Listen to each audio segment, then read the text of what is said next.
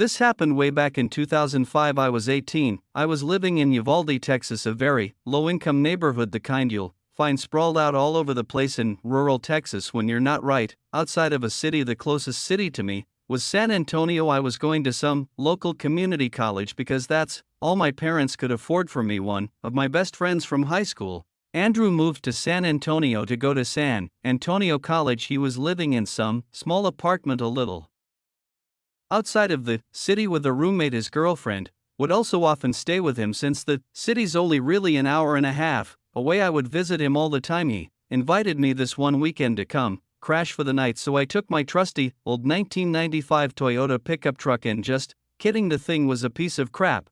The gas gauge didn't even work on it. I'd have to always just keep track of when the last time I filled the tank up was, then reset the trip mileage. I took Route 90, which was a straight shot from Uvalde to San Antonio. I was on the road at like 3 p.m. on a Friday and there was no traffic at all. I got to Andrew at a reasonable time. His girlfriend wouldn't be getting there until tomorrow, so tonight we were going to go out. We stopped at a liquor store and we drank in his apartment for a while with his roommate. Then the three of us went to this dive bar that would kind of look the other way with fake IDs. That was basically our night. We got back to their apartment around 2 a.m. After getting food, I slept on the couch. The next day would have almost been the same thing, but Andrew and his girlfriend were having issues all day, and as the two of them got drunker as the night progressed, she started yelling at him in front of me, and it got really awkward and uncomfortable. I didn't really have much to drink the day because I was already iffy about staying the night with her there. I eventually decided I would just head back home. I said goodbye to everyone and started my journey home. It was very late at night. I want to guess midnight, maybe a little earlier. Route 90 was deserted at this time, so I would fly for my pickup standards, but suddenly the engine started sputtering. I felt my heart completely drop as I realized I forgot to fill up the tank. I slowed down, but it was too late. The engine cut. I pulled to the side of the road and tried starting it a few times, but it did no good. I took out my cell phone, which was equally as shitty as my truck, and I tried to get a signal. No shot. I couldn't even call for help. I had to just put my hazards on and hope a good Samaritan would pass. You wouldn't believe how long I sat in the side of the road before seeing headlights. I waved my arms as the car approached, but it zoomed past me, ignoring me. This happened again after another 10 minutes or so. I was starting to feel hopeless, like maybe I should just sleep in my car and wait till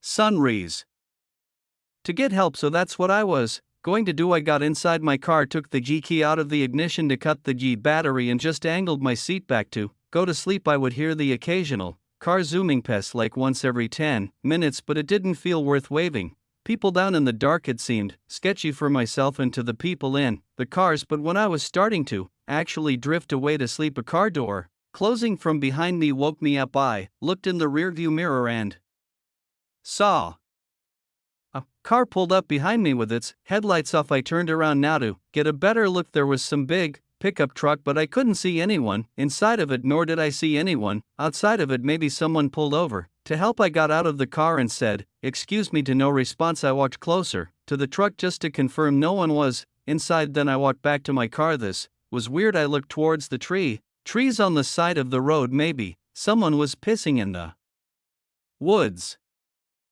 I went back inside of my car and locked the door. This was just too weird. Suddenly, there was a tap at my window. I jumped. I looked to see a man looking down at me into the car, smiling. I didn't do anything yet. He said, "Hey buddy, need a hand?" I lowered the window a crack and said, "Hey, I ran out of gas." The man said, "That's quite the predicament. Step out and give me a hand with this real quick." When he said this, I thought he meant help him with a gas jug to fill up my tank or something honest.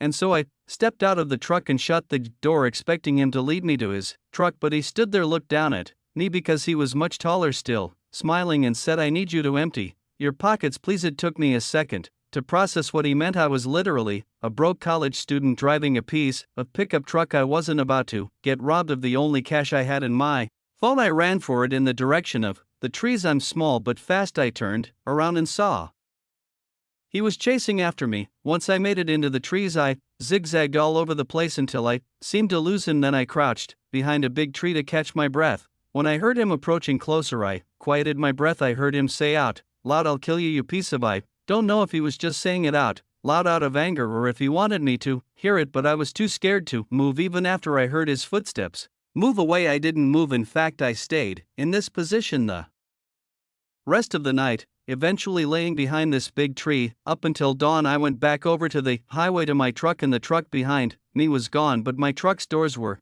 both open. I found that my glove box had been gone through and completely emptied of anything somewhat valuable. My flannel hoodie was also taken, which had something in the pocket. I'm sure I finally managed to wave down a good Samaritan, and he gave me a ride to the closest gas station. I bought a fuel can, filled it with gas, and the man brought me back to my car where I filled my tank, just enough to drive the truck to a gas station to fill up completely. Then I went straight home. This was a real-life learning experience for me that there are bad people out there who will try to take advantage of you when you're in a vulnerable spot, but there are also good people like the man who helped me. When I was 18, I was very immature and naive. I was kind of a jerk when I was on the road, honking whenever impatient, borderline cutting people off. Looking back now, it was very stupid, and if I ever have kids, I'll be that much more strict with them as far as their driving. That being said, I did drive a lot for someone my age. I went away to school 5 hours away from home. No matter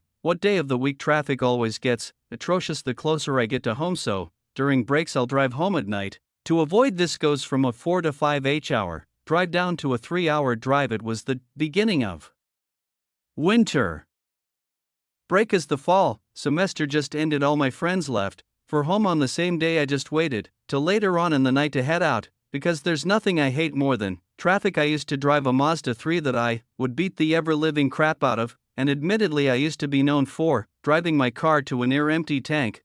Consistently people would comment on it whenever they'd be in the car with me, and I'd always assure them that the car would still have at least 30 m to go.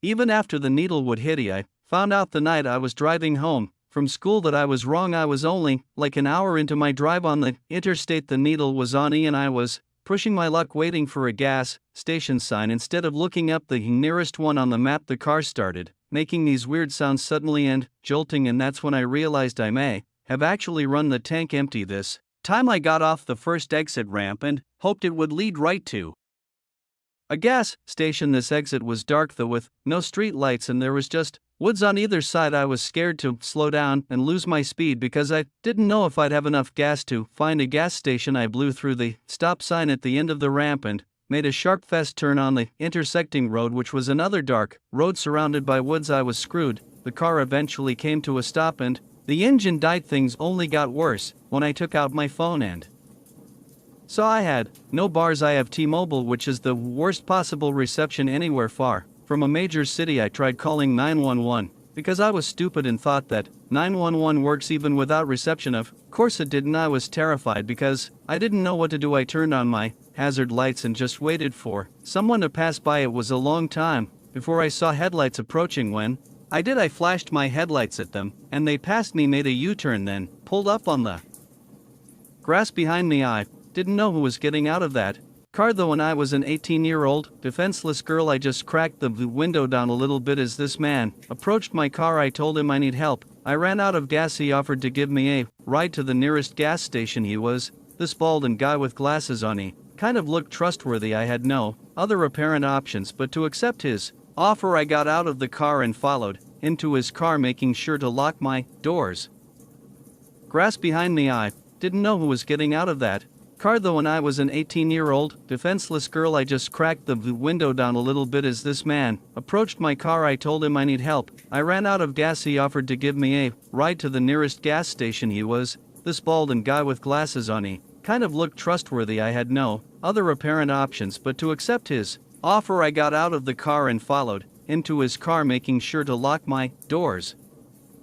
First, his car was a black Honda, year probably a 2010. It smelled funky in his car. It couldn't pin what the smell could be, though. He banged another U-turn and started driving in the direction he was driving before he made conversation with me, asking where I was from and basic questions. I was honest with him that I was driving home from school. He said he lived in the area and that they don't get too many out-of-towners getting off the interstate for this quiet little town. The route we were taking lacked any buildings anywhere. It was just woods Everywhere I asked if he knew of any gas stations, and he said yeah, just a ways up the road. I started hearing bumping and thumping coming from the back of the vehicle. It sounded like the trunk. At first I thought it was maybe just bumps in the road or a loose object in the trunk. He seemed to keep talking and talking like he wouldn't stop. Finally we got to a sort of town-looking area. There were some lights and buildings at last day, diner and a few small houses. There was a red light at the first intersection. Since I got in his car we came to a stop, and for the first time there was silence, and then I heard the unmistakable sound of someone screaming in the trunk, followed by thumps and bangs. I looked at the man who looked at me. In a split second I unbuckled my seatbelt, opened the door and ran, while at the same time he tried grabbing me and pulling me back into the car. I heard him get out as well, but instead of chasing me he ran to close his passenger side door. Then I heard him floor it down the street. I ran into the diner and asked for help making a scene. I used their phone to call 911. I waited there and it became this whole huge thing with multiple police showing up to the diner to take a report. Given the gravity of the report that I was making, that I heard someone in the trunk of the car, they had to get every last detail for me about the man's car, his appearance, and where he picked me up. I was also given ride back to my car so that they could also include the pickup location in the report. They also helped me get a hold of AAA, which eventually would come to my location to fill my car with gas. This was overall the scariest experience of my life. I was shaken to the core the whole rest of the ride home. I hope they found that man. I hope whoever was in the trunk is still alive today. For all I know, that man could have been bringing me to his house or somewhere else. And I was just lucky I had a chance to get out at that red light. Music. I live in Burke County, North Carolina, in Morganton. I'm used to the quiet lifestyle that comes with living in a rural place. You get some weird characters here and there, but it's usually nothing too bad. I own a nice plot of land with my husband. My work schedule fluctuates. Sometimes I work days, sometimes I work nights. This happened on a night that I was on my way home after a night shift, so it had to be like 3:00 a.m. My phone was almost dead. I was hungry, I was tired, and I just wanted to get some food and head home. I stopped at the gas station to get $10 worth of gas and also a packaged sandwich, which I proceeded to eat inside the gas station cafe. Some sketchy guy was eyeing me for a little until he left the building without buying anything. After eating, I went outside to fill up the gas and then got back in the car. The smell of gas was extra pungent for some reason. These roads are very dark and twisty at night, so I was driving slow, especially since I was tired after a long day of work. Then something unexpected happened. The needle on the gas gauge suddenly dropped to E and the low gas light came on and beeped. I had no idea what was going on. I'm not a car person and I'd never run out of gas before this. Plus, the needle just suddenly dropped. I thought at first that the computer was glitching, so I pulled over and restarted the car, but the needle was still on E. I tried to tone suddenly changed to sounding more concerned and worried. He said yes, there's a chance that he may have cut my fuel line. And didn't know what that meant. All I knew was I needed to run. I took my keys out of the ignition and shut the door and locked it so that the headlights would turn off. My phone was on like 2%, so I told him to text me when he's close. I ran off the road and towards the first house I could find. I ran down the long driveway and up the property to the front door. All the lights in the house were off. I still rang the bell multiple times anyway. Eventually a light turned on and then the door opened. A man in his 60s opened the door. He looked like he was just woken up. I asked him to let me in to hide and charge my phone. After a bit of explaining, he opened the door fully and let me in. I asked him for an iPhone charger and he said he'd go look for one, then asked me to take a seat in the living room. I sat down, still in my nurse scrubs, feeling a mix of emotions. The man called out from the kitchen asking me if I wanted some water. I said yes please. Little did he know I saw his reflection in a mirror in the living room that gave visibility into the kitchen. I saw him fill a cup with water. Then I know for a fact I saw him drop something into the water. He walked out of view of the mirror, but the faucet was still running. It ran for a solid 30 more seconds before he turned it off. He came back into the living room with a glass of water and handed it to me. I thanked him and he sat down and just looked at me, then asked me to explain the situation again. I replied to him I just really need a charger so that I could contact my husband. He said all right and went upstairs. I checked my phone and it was on 1%. I used that remaining battery to send my current location to my